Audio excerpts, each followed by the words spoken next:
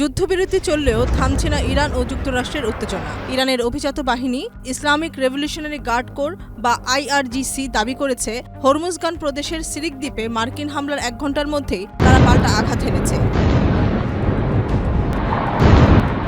সোমবার প্রকাশিত এক লিখিত বিবৃতিতে আইআরজিসি জানায়, সিরিক দ্বীপের একটি যোগাযোগ টাওয়ারে মার্কিন বাহিনী হামলা চালায়। এর জবাবে যে মার্কিন ঘাঁটি থেকে হামলাটি পরিচালিত হয়েছিল সেই ঘাঁটিকেই লক্ষ্যবস্তু করা হয়েছে বলে দাবি করেছে বাহিনীটি। তবে মধ্যপ্রাচ্যে যুক্তরাষ্ট্রের একাধিক সামরিক ঘাঁটি থাকলেও কোন ঘাঁটিতে হামলা হয়েছে তা স্পষ্ট করেনি আইআরজিসি।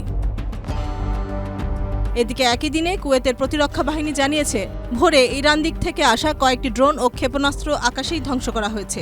যদিও এই হামলার দায় এখনো কোনো পক্ষ আনুষ্ঠানিকভাবে স্বীকার করেনি।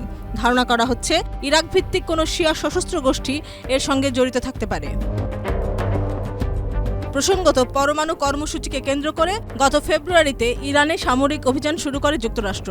প্রায় 40 দিনের সংঘাতের পর গত 7 এপ্রিল যুদ্ধবিরতি ঘোষণা করা হয়। তবে সাম্প্রতিক সময়ে আবারও উত্তেজনা বাড়তে শুরু করেছে।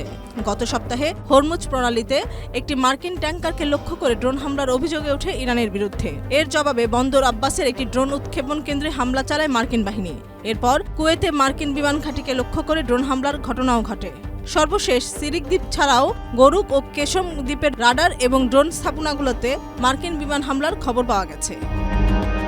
প্রিয়াঙ্কা, মাই টিভি।